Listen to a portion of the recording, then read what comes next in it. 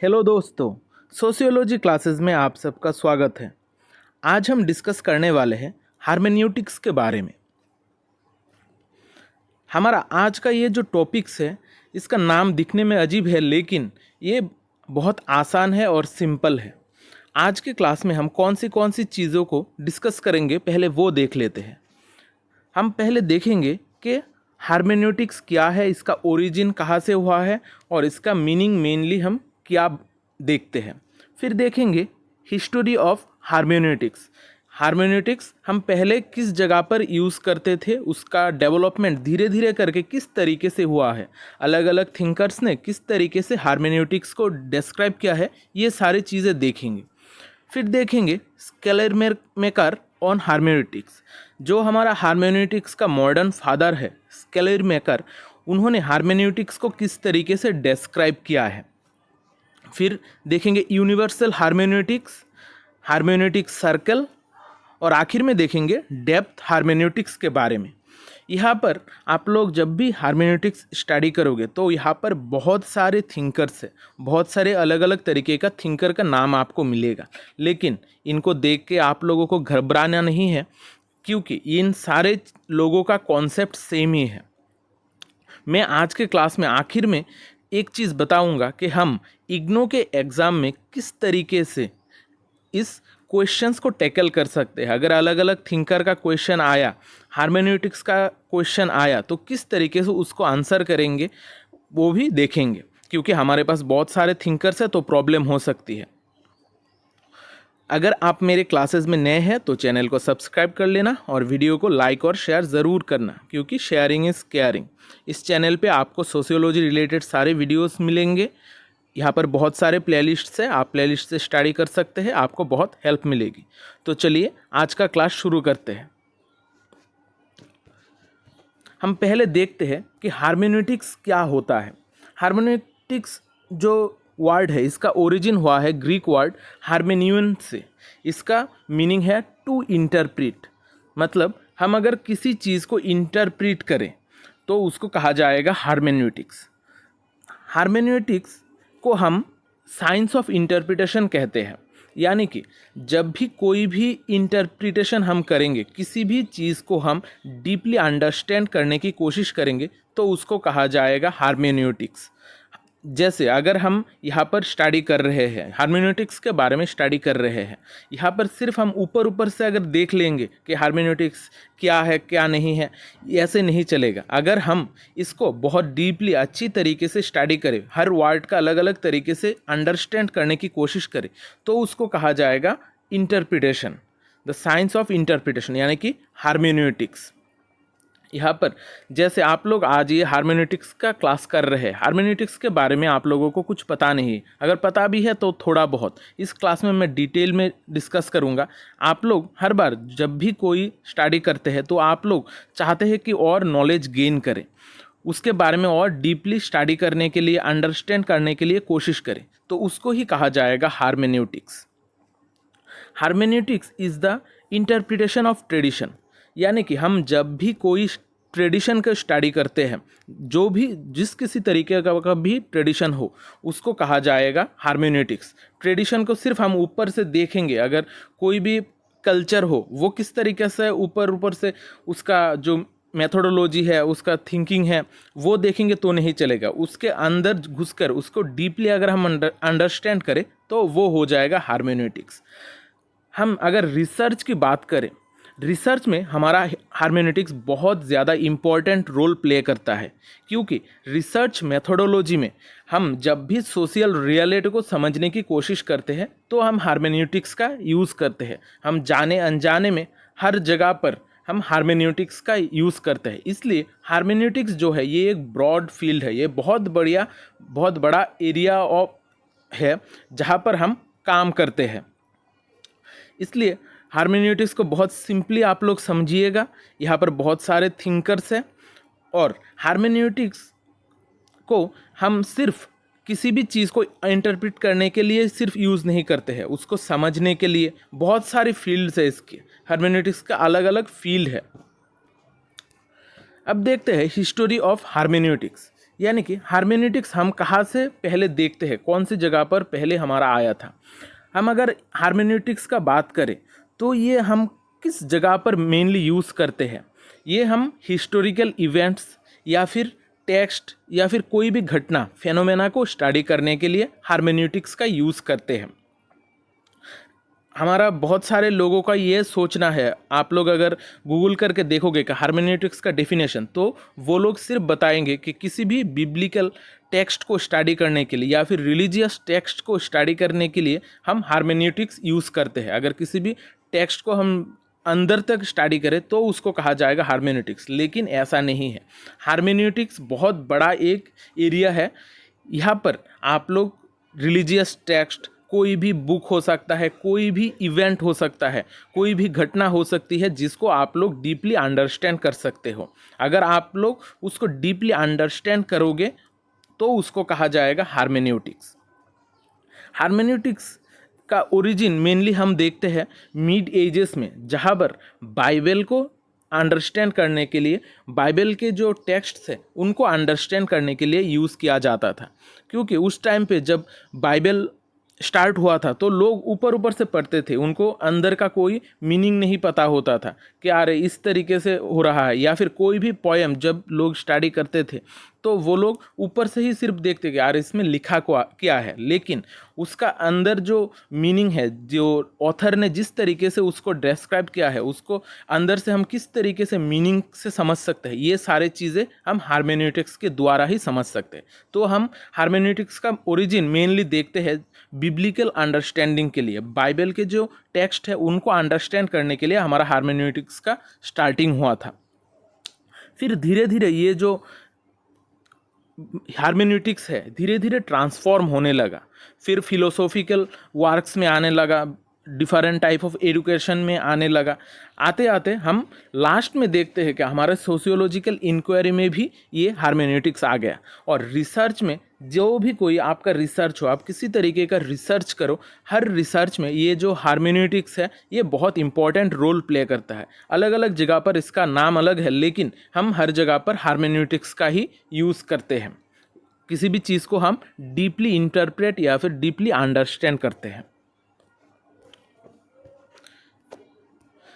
अब देखते हैं सबसे जो इम्पॉर्टेंट थिंकर है इस हार्मेन्यूटिक्स का, वो है स्केलेरमेकर। स्केलेरमेकर को ही कहा जाता है फादर ऑफ मॉडर्न हार्मेन्यूटिक्स। जब भी आप लोग एग्ज़ाम में लिखेंगे तो ये कोटेशन ज़रूर करना कि अगर हार्मेन्यूटिक्स का क्वेश्चन आए तो लिखना कि स्केलेरमेकर ही फादर ऑफ मॉडर्न हार्मेन्यूटिक्स है।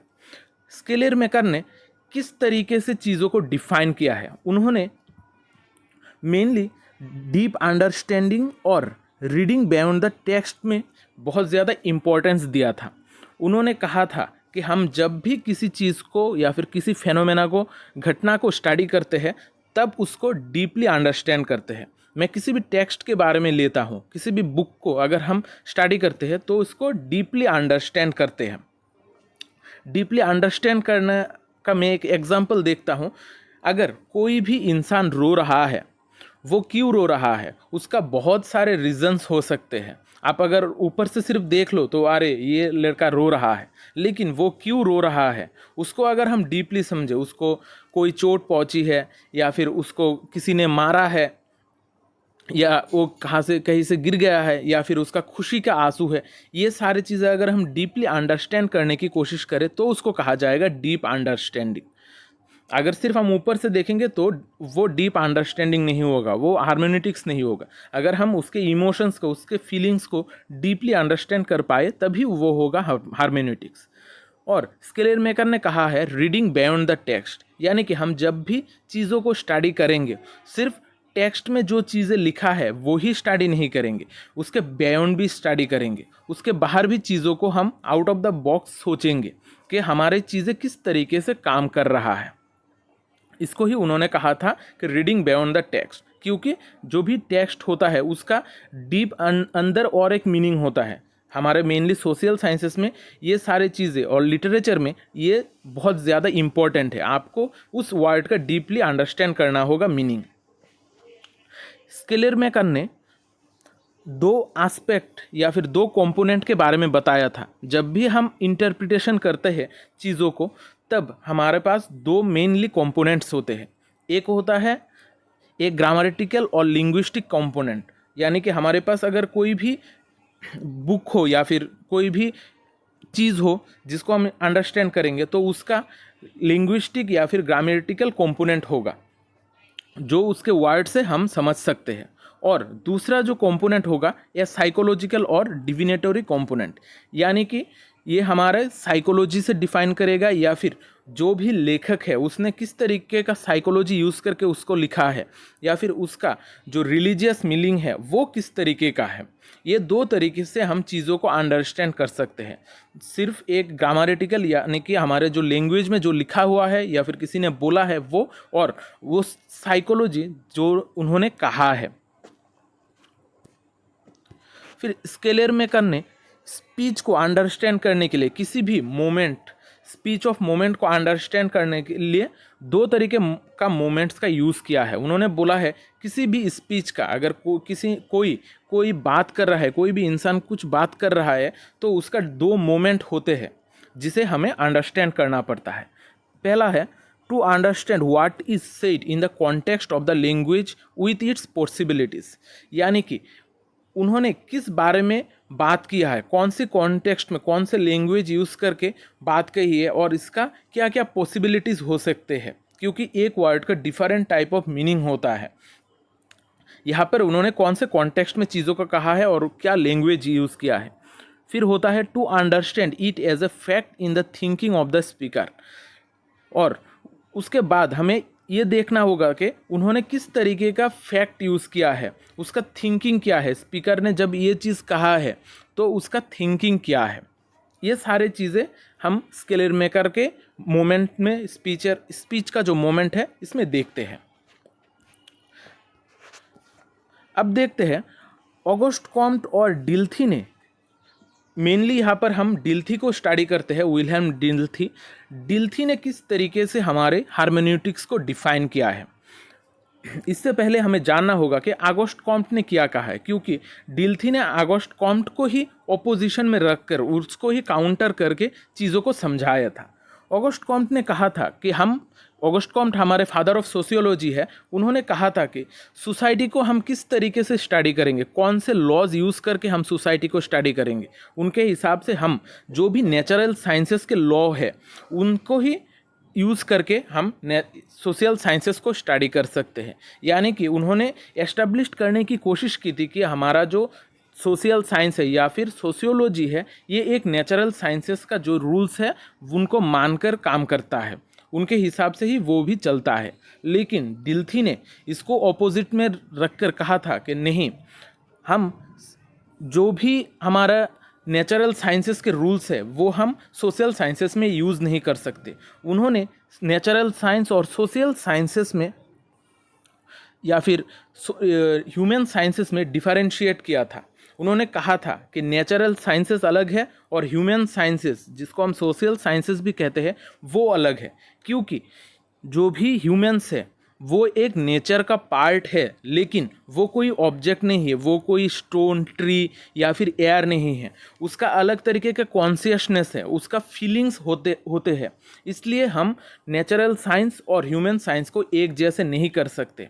उन्होंने डीपली अंडरस्टैंड करने की कोशिश की, इंटरप्रेट करने की कोशिश की कि ये दोनों अलग है, और ह्यूमन साइंसेस में हमें चीज़ों को और अलग से क्यों समझना पड़ता है, क्योंकि ह्यूमंस अलग तरीके का कॉन्शियसनेस बिल्ड कर सकते हैं। अब देखते हैं गैडेमर का यूनिवर्सल हार्मेन्यूटिक्स। उन्होंने यूनिवर्सल हार्मेन्यूटिक्स क्यों कहा था? उन्होंने ये क्लेम किया था कि अगर हमें किसी भी इंसान का लाइफ के बारे में स्टडी करना है, किसी भी कैटेगरी का लाइफ के बारे में स्टडी करना है, तो हमें सिर्फ मेथोडोलॉजिकल हार्मेन्यूटिक्स को सिर्फ एक मेथोडोलॉजिकल टूल के हिसाब से नहीं यूज़ करना है, हमें इसको यूनिवर्सल हार्मेन्यूटिक्स के हिसाब से यूज़ करना है। क्योंकि हमारा जो ह्यूमन एक्सपीरियंस है ये एक हार्मेन्यूटिक डायमेंशन है, यहाँ पर जो भी इंसान का कोई एक्सपीरियंस होता है, इसका बहुत सारा डायमेंशन होता है। इसका साइकोलॉजिकल, सोशियल, कॉन्टेक्सचुअल, इस तरीके से बहुत बहुत अलग तरीके का डायमेंशन होता है। इसलिए हमें हार्मेन्यूटिक्स को यूनिवर्सल सोचना होगा। इसे सिर्फ एक मैथोडोलॉजिकल टूल हम इसको नहीं कह सकते, इसको हम यूनिवर्सल हार्मेन्यूटिक्स कह सकते हैं। फिर हमारे हेडेगर ने दिया था हार्मेन्यूटिक सर्कल। हार्मेन्यूटिक सर्कल में उन्होंने क्या कहा था?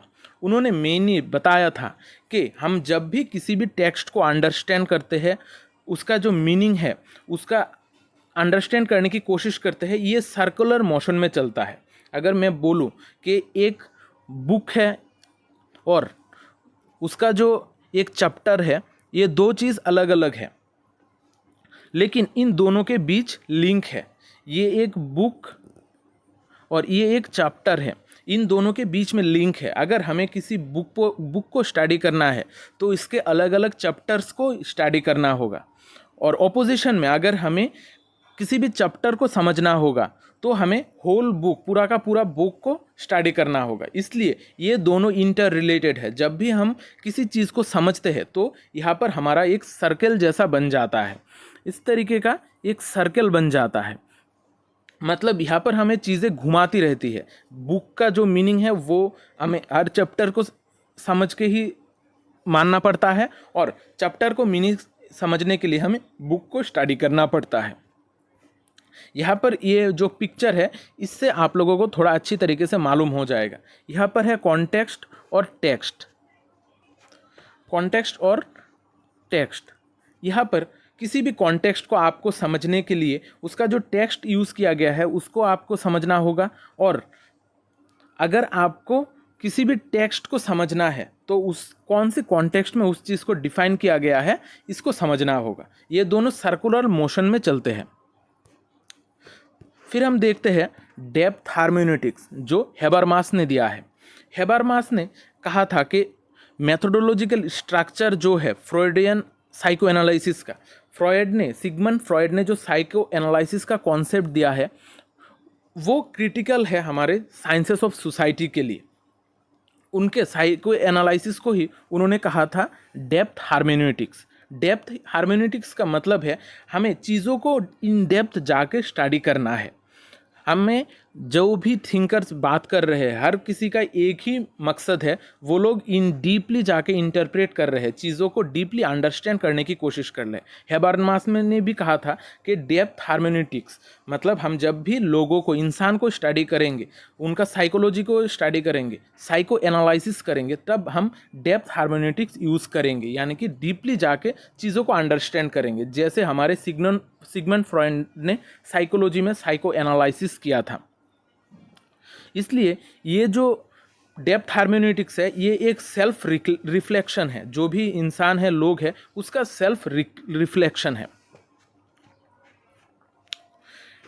आज का ये क्लास में आप लोगों ने थोड़ा अगर अच्छी तरीके से देखा होगा, यहाँ पर बहुत सारे थिंकर्स हैं, उनके अलग अलग कॉन्सेप्ट्स हैं, लेकिन हम एग्ज़ाम में कितना याद रख सकते हैं? हमें बहुत सारा कन्फ्यूजन होगा, बहुत सारा प्रॉब्लम हो सकता है। इसलिए हम जब इग्नू का एग्ज़ाम देंगे, मेनली डिस्क्रिप्टिव टाइप एग्ज़ाम देंगे, तो हार्मेनेटिक्स को किस तरीके से आंसर करेंगे ये मैं थोड़ा आप लोगों को बता देता हूँ ताकि आपको आसानी हो। हमें पहले जो भी डेफिनेशंस है, उसका मीनिंग है हार्मेनेटिक्स का, उसको पहले डिफाइन करना होगा। उसे हम पहले डिफाइन करें। किसी भी थिंकर के नाम से ये चीज़ आए या फिर हार्मेनेटिक्स को जिस किसी तरीके से डिफाइन करने की कोशिश करें, लेकिन आपका मेन मोटिव होगा कि हार्मेनेटिक्स को ही डिस्क्राइब करना है, क्योंकि हर थिंकर ने एक जैसा ही कहा है। यहाँ पर आप पहले उसको डिस्क्राइब कीजिएगा, डिफाइन कीजिएगा, उसका मीनिंग क्या है, उसके बाद हिस्टोरी में क्या हुआ था, कहाँ से ओरिजिन हुआ है हमारा हार्मेनेटिक्स, उसको बताइएगा। और फिर अलग अलग जो थिंकर है, अगर आपको ज़्यादा कुछ समझ में ना आए तो सिर्फ हर चीज़ में आप लोग लिख दीजिएगा कि हमारे हार्मेनेटिक्स में डेप्थ स्टडी होता है।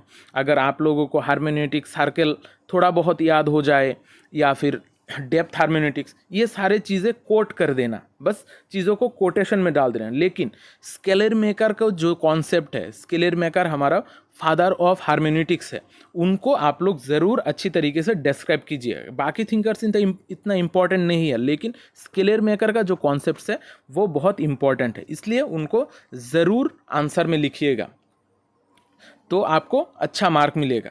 इन सारे चीज़ों को आप सिर्फ डेप्थ अंडरस्टैंडिंग के हिसाब से, इन डेप्थ अंडरस्टैंडिंग के हिसाब से चीज़ों को घुमा के लिख लेना है, अगर ज़्यादा कुछ आपको याद ना हो।